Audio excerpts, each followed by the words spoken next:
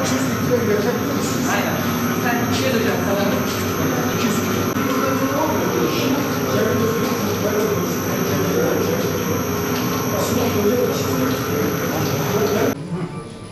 Alo. Muhammed. Siz gidemediniz. Hocam çeksene. Ellerini alıp gelecek. Hayır hocam.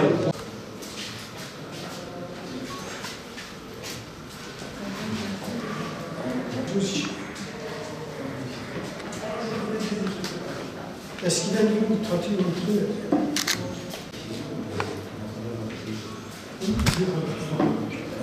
Gerekiyorsa kapatacağız.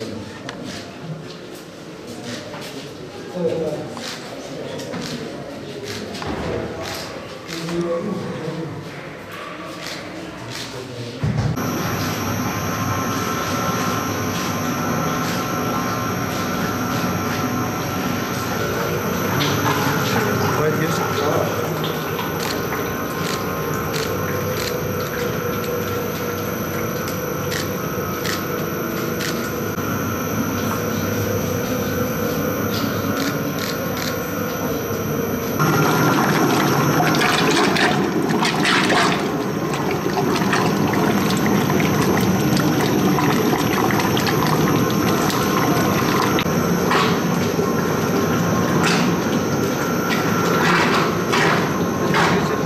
Sağ olsun bu sene arkadaşlarımız ve öğretmenlerimiz, öğrencilerimiz özellikle öğretmenlerimiz ki bu kimya alanındaki öğretmenlerimiz çok fedakarca çalışıyorlar.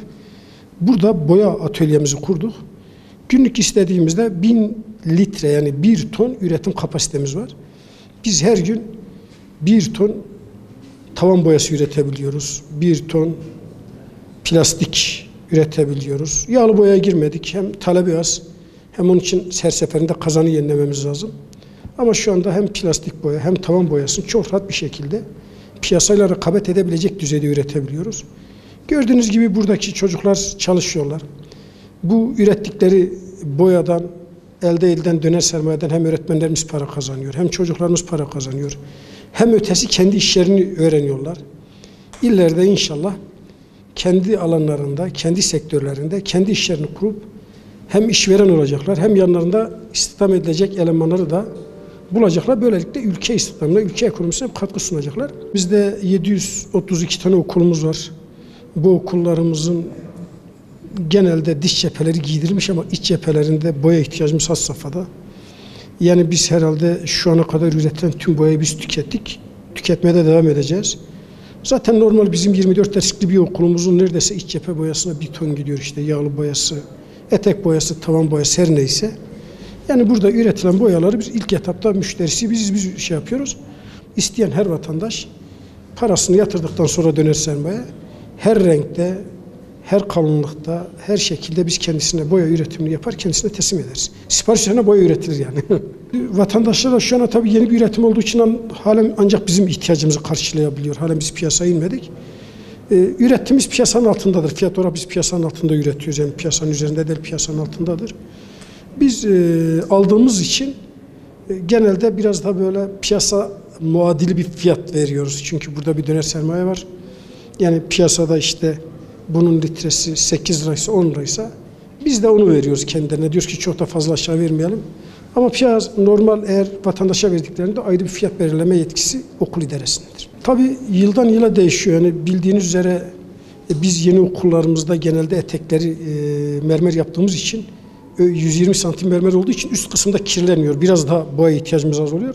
Ama ortalama bizim her yıl 12-13 ton en az boya tüketiyoruz. En az 13 ton tüketiyoruz. Bu sene de başladık.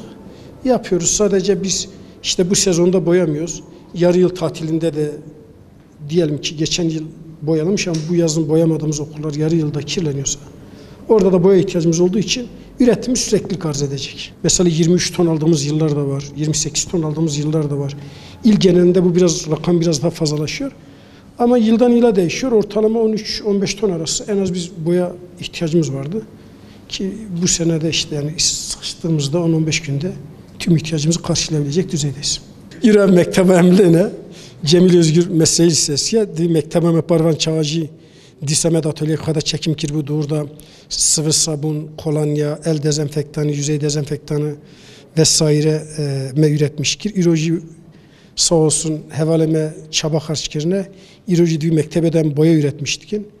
Roja kapasite yek tonek hem tahta tonek itkarın hem tavan boyası hem duvar boyası üretmiş bikin.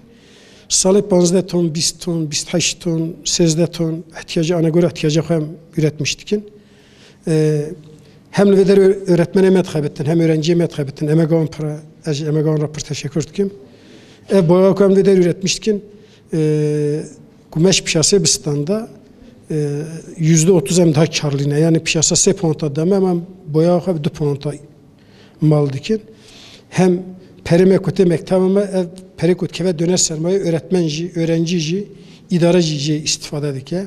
Aynı zamanda perikozede dibine hem müştemilata mektebeciye başka da karşı dikin. Bir hayır be iş ekip baş. Çok orada çalışıyor.